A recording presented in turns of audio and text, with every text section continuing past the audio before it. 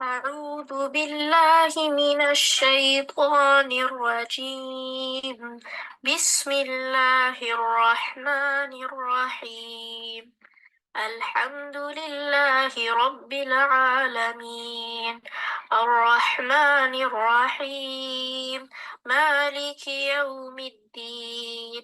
إياك نعبد وإياك نستعين. اهدنا الصراط المستقيم، صراط الذين أنعمت عليهم غير المغضوب عليهم ولا الضالين.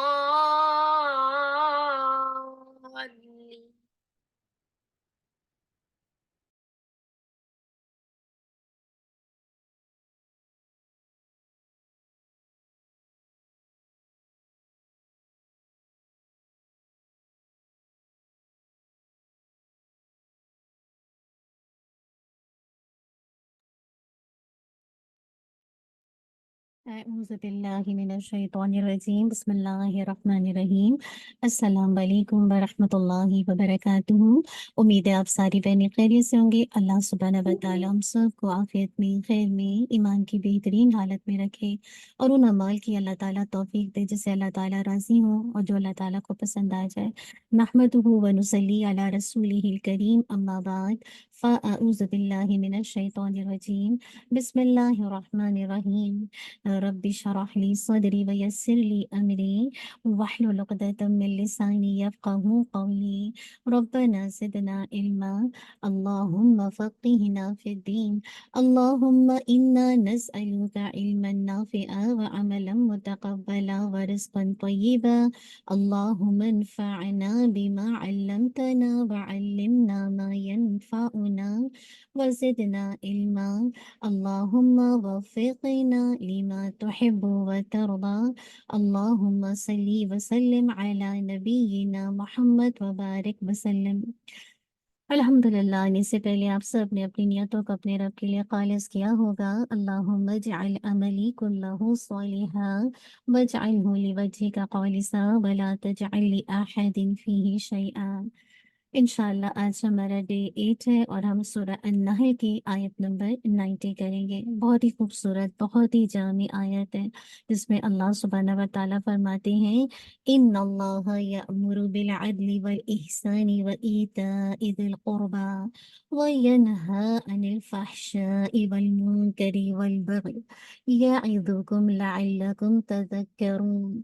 یقیناً اللہ تعالیٰ حکم دیتا ہے عدل کا، احسان کا اور قرابت داروں کو ان کے حقوق ادا کرنے کا، اور وہ روکتا ہے بے حیائی، برائی اور سرکشی سے۔ وہ تمہیں نصیحت کرتا ہے تاکہ تم سبق حاصل کرو۔ بہت ہی خوبصورت آیت ہے، بہت ہی جامع ہے۔ آپ دیکھیے کہ یہ جو آیت ہے نا، ایک طرح سے یہ کہہ لیجیے کہ یہ جو آیت ہے کہ بہت ہی زیادہ وسیع معنی رکھتی ہے۔ ساری جو اسلامی تعلیمات کا جو خلاصہ ہے وہ اس ایک آیت کے اندر آ گیا۔ اسی وجہ سے بعض علماء کہتے ہیں کہ اگر قرآن مجید میں کوئی بھی آیت نہ ہوتی، صرف یہی آیت ہوتی تو یہ انسان کی ہدایت کے لیے کافی تھی۔ عثمان بن مظعون رضی اللہ عنہ فرماتے ہیں کہ اسی آیت کو سن کر میرے دل میں ایمان راسخ ہوا اور میرے دل میں اللہ کے نبی صلی اللہ علیہ وسلم کی محبت گھر کر گئی، اور اسی آیت کی اس جامعیت کی وجہ سے سیدنا عمر بن عبدالعزیز نے انہوں نے کیا کیا، اسے خطبہ جمعہ میں داخل کر کے امت کے لیے اسوہ حسنہ قائم کر دیا۔ اور حقیقت یہ ہے کہ اگر ان اوامر و نواہی پر عمل کیا جائے تو معاشرے کی اخلاقی، معاشرتی اور معاشی حالت بہترین بن سکتی ہے۔ اللہ اکبر۔ تو سب سے پہلے دیکھیے اللہ سبحانہ و تعالیٰ مجھے اور آپ کو جو پہلا کام اس میں کرنے کے لیے کہہ رہے ہیں، دیکھیے اس آیت کے اندر 3 باتوں کا جسے تاجہ حکم دیا گیا۔ ہاں، اللہ تعالیٰ نے 3 کاموں کے کرنے کا حکم دیا اور 3 باتوں سے منع کیا، اور ان باتوں میں بہت اہم معاشرتی ہدایت دی گئی ہے۔ اسی وجہ سے سب سے پہلا کام کیا کہا ہے؟ اللہ تعالیٰ حکم دیتا ہے عدل کرو، اور عدل ہمارے دین کی بنیاد ہے، بہت ہی اہم تعلیم ہے، اور اس کا سادہ سا مفہوم یہ ہے کہ جس کا جو حق بنتا ہے وہ اس کو دے دیا جائے۔ देखिए, अदल के 2-3 मायने जो मैं आपके सामने रखती हूँ ताकि आपको पता चले। अदल के जो मशहूर मायने हैं, इंसाफ करना, अपनों के साथ, बेगानों के साथ, सबके साथ इंसाफ किया जाए। किसी के साथ चाहे दुश्मनी हो, किसी के साथ इनाद हो या किसी के साथ आपको बहुत क़राबतदारी है, आपका करीबी रिश्ता या मोहब्बत है, हर हाल में इंसाफ का दामन नहीं छोड़ना चाहिए। ये नहीं हो कि जो आपको महबूब है, जिससे आपकी क़राबतदारी, आप उसके साथ तो इंसाफ करते हैं, लेकिन जिनसे आप इनाद रखते हैं, जिनके जिनके जिनके लिए आपके दिल में दुश्मनी है, आप अपना इंसाफ का दामन हाथ से छोड़ दें। नहीं, हर एक के साथ, अपने बेगाने सबके साथ इंसाफ किया जाए। एक तो ये इसके मशहूर मायने, एक दूसरे मायने भी एतदाल के मायने में, यानी किसी मामले में भी ज़्यादती या कमी का इर्तिकाब ना किया जाए, हत्ता कि दीन के मामले में भी ज़्यादती या कमी नहीं की जाए, क्योंकि दीन में ज़्यादती का नतीजा हद से गुज़र जाना है, जो कि सब किस्म की खराबी है। और कमी क्या है? दीन में कोताही, ये भी नापसंदीदा है। तो हर जगह क्या अदल किया जाएगा। ये अदल औलाद में भी मतलूब है, ये अदल स्टाफ में भी, ये अदल अगर किसी की निकाह में एक से ज़ायद बीवी हैं, तो वहाँ भी मतलूब है। यानी जो जिसका हक बनता है वो उसके हवाले कर देना, यही दरअसल इंसाफ और अदल का तकाजा है। और ये भी कहा गया है कि ये कानून का भी तकाजा है और माशरे के अंदर कानून की पासदारी ज़रूर हुआ करती है। और अल्लाह सुब्हानहू व तआला का जो कानून है, जो वही की तालीम के ज़रिए, कुरान और सुन्नत के ज़रिए की रोशनी में मुझे और आपको अता किया गया है कि अल्लाह मुझे और आपको ये हुक्म दे रहा है कि मैं और आप अदल का दामन हाथ से ना छोड़ें। और अदल का मायने अपने अकीदे और अमल में भी ज्यादती या कमी से बचकर एतदाल और दरमियाना रास्ता इख्तियार करना है। और अल्लाह सुब्हानहू व तआला ने खुद सूरह अन-निसा 58 में अदल के हवाले से क्या बात बताई है, व इज़ा हकमतुम बैनन नासी अन तहकुमू बिल अदल, और जब लोगों के दरमियान फैसला करो तो इंसाफ से फैसला करो। और फरमाया वला यजरिमन्नकुम शनआन कौमिन अला अल्ला तअदिलू इअदिलू हुवा अक़रबु लित्तक़वा, और किसी कौम की दुश्मनी तुम्हें हरगिज़ इस बात का मुजरम ना बना दे कि तुम अदल ना करो, अदल करो, ये तक़वा के ज़्यादा करीब है। ये सूरह अल-माइदा की आयत नंबर 8 है। और ये भी फरमाया अन-निसा 135 में, या अय्युहल्लज़ीना आमनू कूनू क़व्वामीना बिल-क़िस्ति शुहदाअ लिल्लाह वलौ अला अनफुसिकुम अविल वालिदैनि वल अक़रबीना इन यकुन गनिय्यन औ फ़क़ीरन फ़ल्लाहु औला बिहिमा। ऐ लोगों जो ईमान लाए हो, इंसाफ पर पूरी तरह कायम रहने वाले, अल्लाह के लिए शहादत देने वाले बन जाओ, ख्वाह तुम्हारी ज़ात हो या वालिदैन या क़राबत वालों के खिलाफ हो। अगर कोई गनी या फ़कीर है तो अल्लाह इन दोनों पर ज़्यादा हक रखने वाला है। तो कहने का मकसद है, ऐसा नहीं है कि अदल में इस मिसाल को ज़हन में रखिएगा कि जहाँ ऐसा नहीं हो कि जो आपके क़राबतदार हैं, आपके वालिदैन हैं, हाँ, आप उनके साथ तो अदल कर रही हैं, लेकिन ऐसा ना हो कि आपके जो मतलब है कि कोई ऐसा रिश्ता है जो जिसके साथ आपका रहम का रिश्ता नहीं है, आप उसके साथ ज़्यादती कर रही हैं। अब आपको पता है कि आपकी माँ और आपकी भाभी साथ रहती हैं, कंबाइंड फैमिली सिस्टम है। अब इस सिस्टम में आपको पता है कि गलती आपकी मम्मी की है, और आप ऐसे मौके पर अदल का दामन छोड़कर, चूँकि अम्मी के साथ एक उल्फत है, एक मोहब्बत है, एक रिश्ता है माँ का, आप उनका साथ देती हैं। तो अल्लाह ताला मना कर रहे हैं कि नहीं, जो तुम्हें तुम्हारी भाभी पसंद नहीं है तो तुम अदल का दामन हाथ से नहीं छोड़ोगी। अगर किसी की इस्लाह करनी है तो जो हक बात है उसको बताना है। तो जब तक माशरे में मैं और आप इस चीज़ को परवान नहीं चढ़ाएँगे, माशरा खुशहाल तबका नहीं बन सकता। इसी वजह से देखिए क्या कुछ फसादात है ना। इसके अलावा जो दूसरी बात, जो दूसरा हुक्म है वो एहसान का हुक्म है। और एहसान का जो लफ्ज़ है वो हुस्न से बना है, यानी हर मामले में, हर हर चीज़ में उम्दगी का रवैया इख्तियार करना। सुभान अल्लाह। देखिए, एहसान के 3 मायने हैं। एक मायने तो ये है कि हुस्न सलूक, यानी अफ़ू दरगुज़रना, माफ़ कर देने के मायने। और दूसरा मायने क्या है? तफ़दील के मायने में, यानी हक़ वाजिब से ज़्यादा देना। मैं आपको मिसाल से समझाती हूँ। जैसे आपने किसी को कहा कि आप मेरा मेरा आप कोई बिज़नेस करते हैं और आपने कहा कि तुम ये काम मेरा कर दो, मैं तुम्हें $100 पर आवर दूँगा। अब क्या हुआ उसने आपका ये काम कर दिया, लेकिन जब आपने उसको जब उसकी उसकी जो इनकम दी यानी उसको पैसे दिए, आपने उसको $100 दे दिए। ये क्या है अदल, जितना आपने कहा था उतना दे दिया। लेकिन अगर आप उसको एक्स्ट्रा देते, आप खुश हो गए कि उसने ऑन टाइम आपका काम कर दिया, आप उसको $10-20 एक्स्ट्रा देते हैं, तो ये है एहसान। और इस एहसान की वजह से आपस के रिश्तों में जो खुशगवारी आती है, अपनायत आती है, इससे माशरे के अंदर ग्रोथ होती है, माशरा तरक्की करता है। और माशरे के अंदर एक अच्छी फिजा कायम होती है। आप देखिए, आप फर्ज अदा करते हैं ना, आजकल आप देखिए रमज़ान की रातें, है ना? मसाजिद के अंदर तरावीह का एहतमाम है। अब आप अल्हम्दुलिल्लाह अगर फ़र्ज़ पढ़ते हैं, बारकल्लाह, ये क्या है? अदल है कि अल्लाह ताला का हुक्म है और फ़राइज़ के बारे में आपको कल क़यामत के दिन जवाबदेही भी है, आपको जवाब भी देना है। लेकिन अब अगर आप एक्स्ट्रा नवाफ़िल पढ़ते हैं, ये जो एक्स्ट्रा तरावीह घर में या आप मस्जिद में पढ़ते हैं, ये क्या है? ये चीज़ एहसान का लेवल है। यानी बेसिकली आप कह लीजिए कि ये अमल जो वाजिब था उससे एक्स्ट्रा है, जो कि अल्लाह के कुर्ब का ज़रिया बनेगा, ठीक है? अब तीसरा एहसान के एक और मायने हैं, वो क्या है? इखलास अमल और हुस्न इबादत। यानी बेहतरीन अंदाज से अल्लाह के लिए अमल किया जाए और बेहतरीन इबादत की जाए। आपको वो हदीस जिब्रील याद है? कितनी खूबसूरत है वो हदीस जिब्रील। क्या था? जिब्रील अलैहिस्सलाम अल्लाह के नबी सल्लल्लाहु अलैहि वसल्लम के पास आए थे ना, और कैसे उन जिब्रील अलैहिस्सलाम ने आपसे एहसान के हवाले से सवाल किया, मल एहसान, एहसान क्या है? तो क्या बताया? अन तअबुदल्लाह कअन्नका तराहु फ़इन लम तकुन तराहु फ़इन्नहु यराक। बुखारी की रिवायत है ना।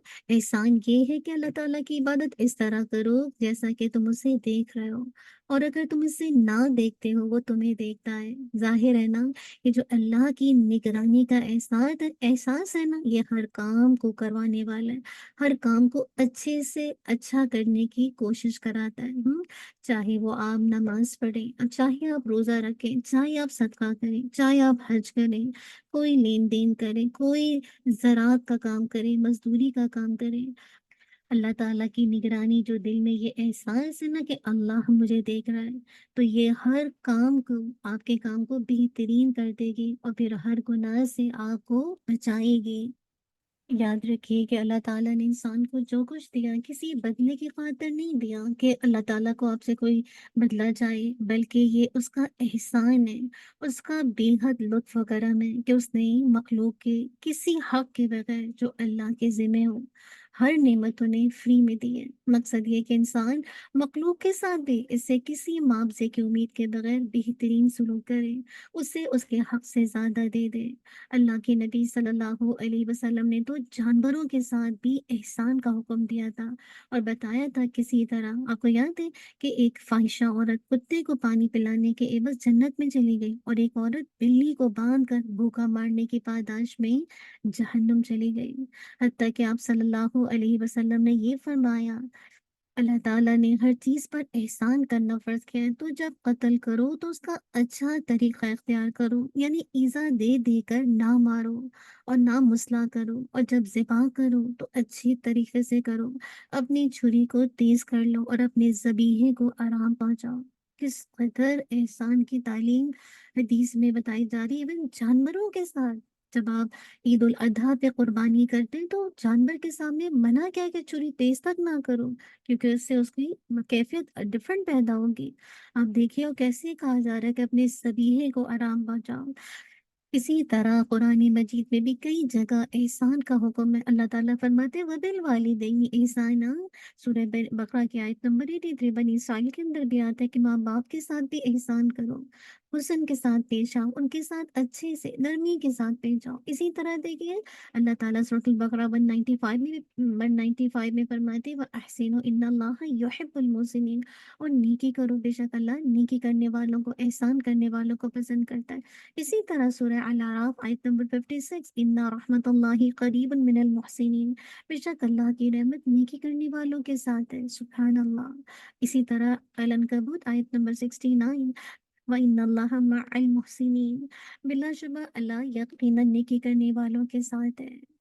तो मेरे और आपके लिए सीखने का काम क्या है कि मैं और आप जिंदगी के हर मामले में उम्दगी का एहसान का रवैया इख्तियार करें। आपको याद है अल्लाह के नबी सल्लल्लाहु अलैहि वसल्लम ने माज बिन जबल को एक दुआ सिखाई थी ना कि तुम हर नमाज के बाद इस दुआ को पढ़ा करो। और वो की दुआ क्या थी? अल्लाहुम्मा आइन्नी अला जिक्रिका व शुक्रिका व हुस्नि इबादतिक। ए अल्लाह मेरी मदद फरमा अपने जिक्र के लिए और अपने शुक्र के लिए और अपनी उम्दा यानी हसीन इबादत के लिए। अल्लाह करे हमारी इबादत बहुत ही खूबसूरत हो जाए। फिर आगे देखिए कि वह ईता इज़िल कुर्बा, और फिर क्या कहा जा रहा है कि रिश्तेदारों के साथ एहसान करो। आप देखिए कि अगर चाहे ये भी एहसान में शामिल था, मगर इसकी खास ताकीद के लिए इसे अलग पे बयान किया। क्यों? क्योंकि क़राबत वालों का हक ज़्यादा है। उन्हें देना वैसे भी मुश्किल होता है। क्यों? क्योंकि वो कम ही एहसानमंद होते हैं और बाहिमी जो रंजिशें होती हैं, वो भी लेने देने में रुकावट बन जाती है ना।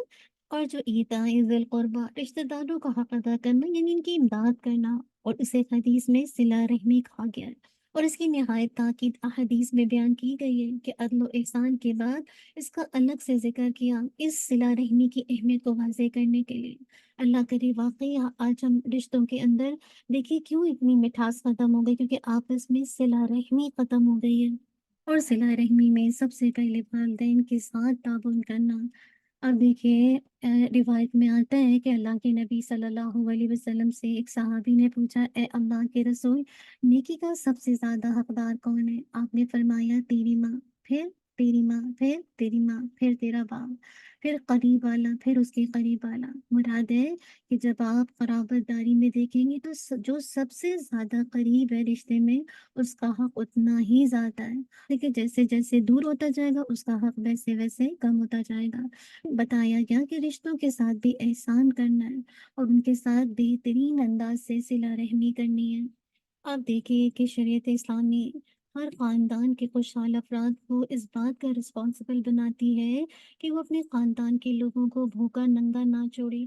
उसकी निगाह में एक माशरे की इससे बदतर कोई हालत नहीं है कि इसके अंदर एक शख्स तो अय्याशी के साथ जिंदगी बसर कर रहा है और उसी खानदान में उसका अपना भाई रोटी कपड़े तक के लिए मोहताज है। और ये आपको बहुत आम नजर आता है कि बाज़ एक भाई बहुत तरक्की करके बहुत पैसे में और दूसरा भाई बहुत ही गरीब है कि उसकी बड़ी मुश्किल से गुजर बसर होती है। तो याद रखिए जो जिनको अल्लाह ताला ने मालो दौलत दिया ना, ये उनकी जिम्मेदारी है कि अपने खानदान की टेक केयर करें। लेकिन चूंकि हमने अल्लाह के कलाम को पढ़ा ही नहीं, तो हमें पता ही नहीं है कि रिश्तेदारों के साथ कैसे हुस्न सलूक किया जाएगा। अल्लाह ताला एहसान और अदल के साथ ही इसकी बात कर सकते थे, लेकिन अलग से इसकी बात क्यों दी गई है? क्योंकि वालिदैन और दूसरे रिश्तेदारों के हुकूक और उनसे बेहतर सलूक, ये हमारी दीन की तालीम है, ये हमारा दीन हमें बताता है। अल्लाह ताला बस हमें अमल की तौफीक दे। फिर आगे से बताया 3 कामों के मना करने का। अल्लाह ताला किससे मना करता है? फ़हाशी से, बेहयाई से। तो जान लिए अल्लाह की तरफ से दावत क्या है कि बेहयाई को छोड़ दो, जबकि शैतान की दावत क्या है? आपने सूरतुल बकरा में पढ़ा था ना, वयअमुरुकुम बिस्सुइ वल फहशा, अल बकरा 169। वो तुम्हें बेहयाई और बुरे कामों की दावत देते हैं। और बेहयाई की आप देखिए सादा सी बात यह है कि अल्लाह ताला ने एक फितरी जज्बा मेरे और आपके अंदर रखा है और उसकी तकमील के लिए निकाह के पाकीज़ा बंधन की तलकीन की है। अब जो इस पाकीज़ा बंधन को छोड़कर कोई और रास्ता इख्तियार करे तो वो रास्ता जिना की तरफ ले जाएगा। अब वो सारे उमूर जो जिना की तरफ और नाजायज़ ताल्लुकात की तरफ ले जाने वाले हैं, वो सारी चीज़ें बेहयाई में शामिल हैं। इसके अंदर बेपर्दगी भी आ जाएगी। सारी फ़िल्में, ड्रामे, नाच-गाने, औरतों का बेपर्दा निकलकर टीवी में काम करना, ड्रामों में काम करना, स्टेज पर आना, ये सारे लहव और लहव, ये सारी बेहयाई के अंदर आ जाते हैं। और अल्लाह ताला का फरमान है कि अल्लाह ताला तुम्हें रोकता है बेहयाई के कामों से। उसने तुम्हें मना किया है। और फ़हाशी जो है फ़ुहशा, फ़ुहश के मायने ये भी होते हैं हर वो कौल या फ़िल जो क़बाहत और बुराई में हद से बड़ा हुआ हो।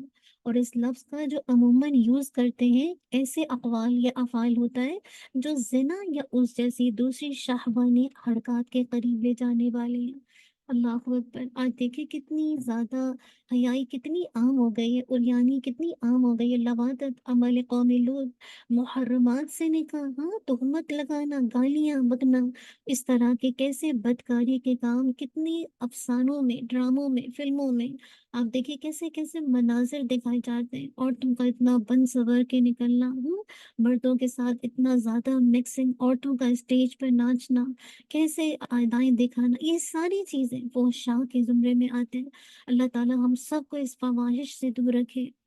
اور آج دیکھیے جب فحاشی کا دور ہے، ہر طرف میڈیا کس طرح فحاشی کو پروموٹ کر رہا ہے، یعنی ایک لمحے کے اندر کیسے کس طرح سے فحاشی کی نشر و اشاعت کی جا رہی ہے، ہر بندہ جسے کہا جائے میڈیا پہ بیٹھ کر کھلم کھلا فحاشی کو دیکھ رہا ہے۔ اللہ تعالیٰ ہم سب کو بچا کے رکھے۔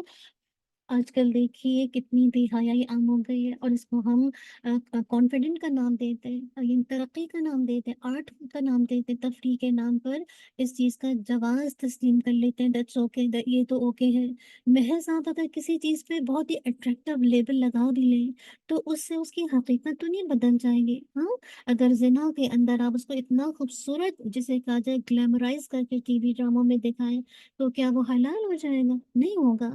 یہ جو بے پردگی ہے، یہ جو فیشن ہے، یہ آپس میں مکسنگ ہے، یہ جو اختلاط ہے، یہ ہر حال میں بے حیائی کے زمرے میں آئیں گے نا۔ اب اگر اس کا نام بدل دیا جائے کہ یہ تو ایک آرٹ ہے، یہ تو ایک ترقی ہے، یہ تو ایک کانفیڈنس ہے، تو اس سے چیز تو حلال نہیں ہو جائے گی۔ اللہ تعالیٰ نے جس سے منع کیا ہے یہ خبیث ہے، تو اس کو جائز قرار نہیں دیا جا سکتا۔ اور پھر منکر، منکر میں ہر وہ کام ہے جسے شریعت نے ناجائز قرار دیا ہے، یعنی ایسی چیز جسے فطرت انسانی بھی ناپسند کرتی ہے اور شریعت بھی، جیسے وعدہ خلافی کا معاملہ ہے، یا جھوٹ کا معاملہ ہے، دوسروں کا مال ہڑپ کر جانے کا معاملہ ہو، یا ایسے منکرات کا جس سے دین بھی منع فرماتا ہے، ان سب باتوں سے رکنے اور انہیں چھوڑنے کا حکم دیا گیا ہے۔ اور ساتھ ہی بتا دیا تیسری چیز جس سے منع کیا وہ بغی، بغی کیا ہے؟ اور اللہ تعالیٰ سرکشی سے تمہیں منع فرماتا ہے، سرکشی، زیادتی، حقوق العباد کو پامال کرنا، بندوں کے ساتھ زیادتی کرنا، ان پر ظلم و ستم کرنا کتنا عام ہو گیا ہے۔ آج کل تو آپ دیکھیے ہر بندہ بغی کا شکار ہے، زیادتی حد سے ہے، آپس کے رشتے بالکل پامال ہو رہے ہیں، بندوں کے ساتھ زیادتی، ان پر ظلم، یہ ساری کبیرہ گناہ ہیں، یہ سب سرکشی کے اندر آتے ہیں۔ تو اللہ تعالیٰ بے حیائی سے، منکر سے، سرکشی کے کاموں سے منع کرتا ہے۔ اور ایک حدیث کا مفہوم آتا ہے کہ قطع رحمی اور بغی یہ دونوں جرم اللہ کو اتنے ناپسند ہیں کہ اللہ تعالیٰ کی طرف سے آخرت کے علاوہ دنیا میں بھی ان کی فوری سزا کا امکان غالب رہتا ہے۔ جن کاموں پر دنیا میں یہ پکڑ ہوتی ہے نا وہ قطع رحمی کی وجہ سے، تعلق کو توڑنے کی وجہ سے، اور بغی، سرکشی، یہ جو آپس کے رشتوں میں بندوں کے ساتھ ظلم و زیادتی ہے، یہ ساری چیزوں کی سزا دنیا میں بھی بعض اوقات اللہ تعالیٰ دیتا ہے۔ آپ دیکھیے کہ بغی کے ایک معنی یہ بھی ہے کہ کسی چیز کی طلب اور خواہش کے حصول میں مناسب حد سے آگے نکل جانا، یعنی اپنے حق سے کچھ زیادہ وصول کرنے کی کوشش کرنا۔ آپ دیکھیے کتنا آج کا کلچر ہے کہ لوگ اپنے حق سے زیادہ لینا چاہتے ہیں اور اسی نسبت سے پھر دوسروں کا حق دبایا جاتا ہے، اللہ کی جو مقررہ کردہ حدود ہے ان سے تجاوز کیا جاتا ہے، نافرمانی کی جاتی ہے، دوسروں کی جان، مال، آبرو، سب پر ناحق جسے کہا جائے حق جمایا جاتا ہے، اس پہ دست درازی کی جاتی ہے، قانون شکنی کی جاتی ہے، سرکشی کی جاتی ہے، یہ سب کچھ اس کے اندر آ جاتا ہے۔ اللہ تعالیٰ ہم سب کو بچا لے۔ ہمارے یہاں لفظ پڑھتے ہیں نا بغاوت، وہ بھی اسی سے ہے نا۔ آج کل دیکھ لیجیے سرکشی کا کیا عالم ہے۔ اور دیکھیے کہ جن لوگوں کے اندر سرکشی موجود ہوتی ہے نا تو جب وہ ماتحت ہوتے ہیں تو ایک طرح سے بغاوت پر تیار رہتے ہیں، باغی ہوتے ہیں، حکام کے ساتھ اتھارٹی، یعنی جو اتھارٹی کے ساتھ بغاوت کا جذبہ سرگرم رہتا ہے۔ جیسے میں آپ کو مثال دیتی ہوں، اولاد والدین کے ماتحت ہوتی ہے، اب اگر کسی اولاد میں سرکشی کا جذبہ ہے تو والدین کے ساتھ ہر بات میں وہ ضد کرے گا اور ہر درمی پر اتر آئے گا، حکم نہیں مانے گا بلکہ والدین کی ہر بات کے خلاف جائے گا۔ اگر کوئی کام کرنے کا ارادہ بھی ہوگا لیکن چونکہ ماں باپ نے یہ کرنے کا حکم دیا ہے تو وہ کام یہ نہیں کرے گا، کیوں؟ کیونکہ اندر بغاوت ہے، سرکشی ہے، والدین کے چھوٹے-چھوٹے فیصلوں پر سوال کریں گے، یہ کیوں کریں، یہ کیوں نہ کریں؟ والدین سے ہمیشہ ناراض رہیں گے، ان کی جو خوبیاں ہیں والدین کی وہ تو نظروں سے اوجھل ہو جائیں گی اور دل کے اندر صرف شکایتیں پلتی رہیں گی۔ یہ ہے جسے کہا جائے بغے کا رویہ۔ اسی طرح آپ دیکھ لیجیے، اگر کسی بیوی میں بغاوت کے جذبات اتر آتے ہیں تو وہ ہر وقت شوہر اور سسرال کے خلاف باتیں کرتی ہے، چھوٹی چھوٹی باتوں پر شوہر کو چیلنج کرے گی، معمولی باتوں پر شوہر کی نافرمانی کرے گی، ہسبینڈ کی ہر بات کے خلاف جاننا، جو بات وہ کہیں اس کے الٹ کرنا، اس کے خلاف محاذ ذرائی کی کیفیت ہر وقت رہے گی، یعنی شوہر اور سسرال کے خلاف ایک محاذ بنا رہے گا، یہ ہے سرکشی۔ اسی طرح اگر اسٹوڈنٹس ہیں، طالب علم ہیں، وہ اگر کسی استاد کے ساتھ بغاوت کرتے ہیں، ریبیلنس ہوتے ہیں، تو آپ دیکھیے کیسے وہ ٹیچرز کے خلاف محاذ ذرائی قائم کرتے ہیں اور پھر آگے سے کہنے لگتے ہیں کہ یہ اتنا ایگزام مشکل کیوں بنایا، ایسے کیوں ہوا، ہاں؟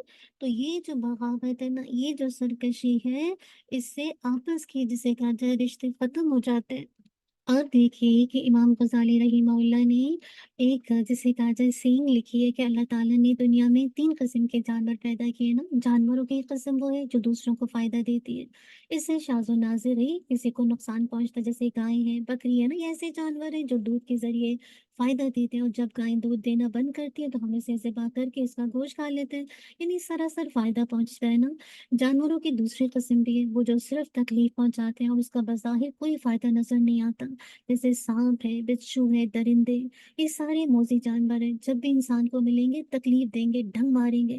اور جانوروں کی تیسری قسم وہ ہے جو نہ تکلیف دیتی ہے اور نہ فائدہ پہنچاتے ہیں، جیسے جنگل میں بسنے والے جانور، جیسے گیدڑ ہے، لومڑی ہے، بندر وغیرہ، ان سے انسان کو نہ کوئی خاص فائدہ ہوتا ہے اور نہ بہت نقصان۔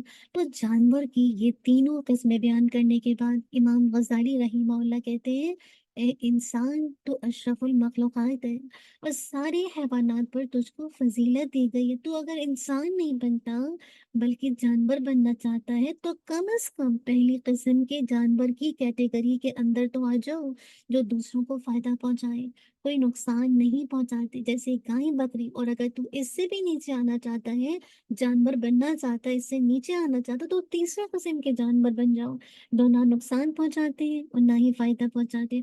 اور اگر تو نے دوسروں کو فائدے کے بجائے نقصان دینا شروع کر دیا تو پھر سانپ، بچھو اور درندوں کی صف میں شامل ہو جائے گا۔ اس سے کیا بات پتہ چلی کہ جو ڈسنے والے لوگ ہوتے ہیں نا، باتوں کے تیر چلانے والے، طنز کرنے والے، یہ ساری سرکش ہیں۔ تانا دینا بھی سرکشی کی علامت ہے۔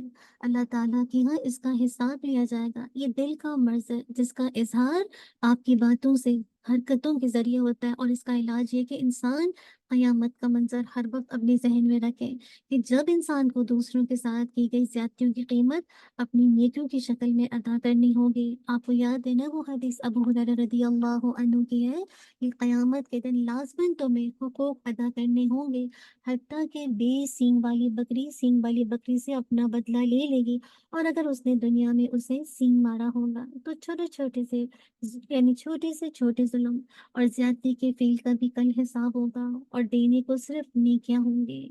آج کیا کچھ ہم اپنی زبان کا استعمال کر کے کس طرح لوگوں کے ساتھ زیادتی کر رہے ہیں اور ان کا حق دبا رہے ہیں۔ اللہ تعالیٰ ہم سب کو بچا کے رکھے۔ مجھے ایک بزرگ کا واقعہ یاد آ رہا ہے کہ وہ بہت ہی محتاج زندگی گزارتے تھے، تو ایک دفعہ کوئی شخص ان سے کچھ مانگنے کے لیے آیا، وہ بہت اہم کام میں بزی تھے۔ کیا ہوا، اس اہم کام کو چھوڑ کر انہوں نے فوراً جو آیا تھا دروازے پر اس کی حاجت پوری کر دی، جو رقم مانگ رہا تھا وہ اس کو دے دی۔ تو لوگوں نے کہا اتنی بھی کیا جلدی تھی، تو آگے سے جواب دیتے، وہ شخص میرے سامنے عاجز بن کے کھڑا تھا، میں نہیں چاہتا تھا کہ قیامت کے دن اللہ تعالیٰ میرا اس بات پر محاسبہ کرے کہ فلاں شخص تیرے پاس ضرورتاً آیا تھا، تم نے اسے اتنی دیر کیوں انتظار کروایا؟ میں روز قیامت کے حساب سے بچنا چاہتا ہوں، تو سوالی کو اس کا حق جلد سے جلد دے دیا، اس کو انتظار نہیں کروایا، اس کو دیر سے جواب نہیں دیا۔ تو آپ سوچیں کہ ان باتوں کا تعلق بھی سرکشی سے، کہ بلا وجہ کسی کو انتظار کروائے، کسی کو دیر کروائے، کسی کو تنگ کرے جو امانت اللہ نے آپ کو صاحب حیثیت بنائے اور آپ کسی کو دینا چاہتے ہیں تو دے دیں، کوئی عاجز بن کر آپ کے گھر کے پاس کھڑا ہے اس کو جلد سے جلد دے۔ اس کو انتظار نہ کروائیں۔ اللہ تعالیٰ سے دعا ہے کہ ہمیں اس برائی گناہ کو پہچاننے کی توفیق سے اور اس سے بچنے کا راستہ بھی دکھائے۔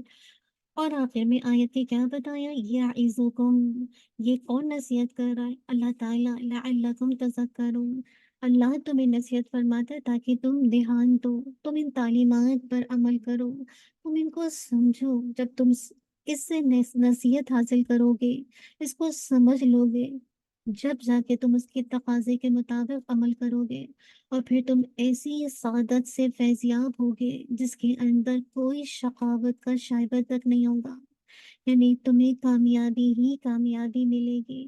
اللہ سبحانہ و تعالیٰ ان ہدایت پر مجھے اور آپ کو اور ہم سب کو عمل کرنے کی توفیق عطا کر دے، اور ہمیں اپنے معاشروں کو بھی بہترین معاشرہ بنانے کی توفیق عطا فرما دے۔ جس آگے حدیث کی طرف چلتے ہیں، حامل قرآن کے لیے عزت کا تاج۔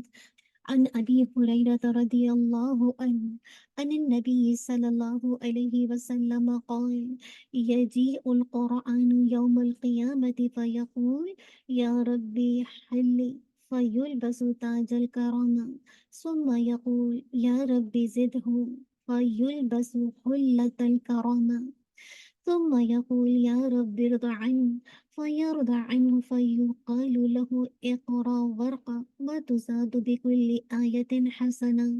ابو ہریرہ رضی اللہ عنہ سے روایت ہے کہ نبی کریم صلی اللہ علیہ وسلم نے فرمایا، قرآن مجید قیامت کے دن پیش ہوگا اور کہے گا، اے میرے رب، اسے یعنی صاحب قرآن کو لباس پہنا تو اسے کرامت کا یعنی عزت و شرف کا تاج پہنایا جائے گا۔ اللہ اکبر۔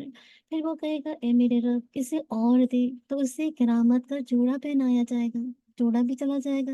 اور پھر کیا ہوگا، اور پھر کہے گا، اے میرے رب، اس سے راضی ہو جا تو وہ اس سے راضی ہو جائے گا۔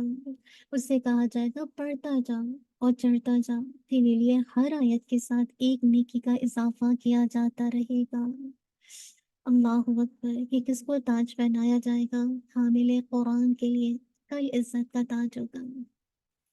لوگ معنی دیکھتے ہیں، حلی کا مطلب کیا تھا، اس کو پہناؤ، اس کو آراستہ کرو، جسے دلہن کو سنوارتے ہیں نا، تیار کرتے ہیں، خوب ماشاءاللہ زیب و زینت کرتے ہیں، تو اسی طرح کل صاحب قرآن کو، حامل قرآن کو اس طرح سے آراستہ کیا جائے گا، سونے اور چاندی سے بنے ہوئے لباس و زیبتن کرنا۔ پھر الکرام کا بڑے اکرام سے، دل کی خوشی سے کسی کو مقام و مرتبہ اور عزت عطا کرنا۔ تو اس حدیث کے فائدے کیا ہے؟ قرآن مجید کی عظمت اور برکات قیامت تک جاری رہیں گی۔ قرآن مجید کی ہر آیت اس کی عظمت کی دلیل ہے، سبحان اللہ۔ پھر یہ کہ قرآن مجید کی برکت سے اللہ کی خوشنودی اور جنت کا حصول ممکن ہے۔ آپ چاہتے ہیں نا اس کی برکتیں لینا، تو اس سے ہی اللہ کی خوشنودی بھی ملے گی اور جنت کا حصول بھی آسان ہوگا۔ پھر یہ کہ قرآن مجید کے ساتھ گہرے تعلق سے ہی اجر اور الحمدللہ اعلیٰ مرتبہ نصیب ہوتا ہے۔ تو میں اور آپ نہیں چاہتے کہ اللہ تعالیٰ مجھے اور آپ کو بے حساب اجر دے اور ہمیں آگے مرتبے میں بلند کرنے، تو بھی مجھے اور آپ کو یہ 3 کام کرنے ہیں۔ ایک تو یہ کہ قرآن مجید کے ساتھ تعلق مضبوط کرنا ہے۔ آپ نے دیکھا نا حدیث کے اندر کیسے صاحب قرآن کو تاج پہنایا جائے گا، کیسے مطلب کہا جائے گا نا کہ صاحب قرآن کو لباس پہناؤ، اس کو عزت و شرف کا تاج پہناؤ۔ تو کل اگر یہ تاج پہننا ہے تو آج اس کے ساتھ مضبوط تعلق کو قائم کرنا ہے۔ پھر یہ کہ قرآن مجید کے ساتھ وفادار ساتھی اور دوست والا معاملہ کرنا ہے۔ یہ وہ ساتھی ہے جو آپ کی قبر کا بھی اور آپ کے لیے کل قیامت کے دن بھی ہے نا، کیونکہ یہ آپ کی سفارش کرے گا کہ اللہ تعالیٰ اس سے راضی ہو جا، ہاں، اور اللہ تعالیٰ راضی ہو جائیں گے۔ اور پھر آپ کو پتہ ہے کہ کیا کچھ اس کے بعد اجر ہے نا کہ چڑھتے جائیں گے اور ہر آیت کے ساتھ نیکی کا اضافہ ہوتا جائے گا۔ تو کیا کرنا ہے؟ اس کے ساتھ وفاداری نبھانی ہے۔ تو یہ کہ اپنے دل کو قرآن مجید کی ہر آیت اور سورت کے ساتھ وابستہ کرنا ہے، یعنی جب آپ پڑھیں گے تو ہر آیت کو سوچے گا کہ یہ آپ کے لیے، اور ہر سورت کو سوچے گا کہ جیسے آپ کا اس کے ساتھ تعلق ہے، کیونکہ ہر آیت اور ہر سورت کے بدلے جو آپ کل قیامت کے دن پڑھیں گے نا، ہر آیت کے ساتھ ایک ایک نیکی کا اضافہ کیا جاتا رہے گا۔ اللہ اکبر۔ یہ ہے حامل قرآن کا اجر۔ اللہ سبحانہ و تعالیٰ مجھے اور آپ کو عمل کی توفیق عطا کر دے۔ ربنا تقبل منا انک انت السمیع العلیم وتب علینا إنك أنت التواب الرحيم سبحانك اللهم وبحمدك أشهد أن لا إله إلا أنت أستغفرك وأتوب إليك سبحان ربك رب العزة عما يصفون والسلام على المرسلين والحمد لله رب العالمين جزاك الله خير بارك الله فيك السلام عليكم ورحمة الله وبركاته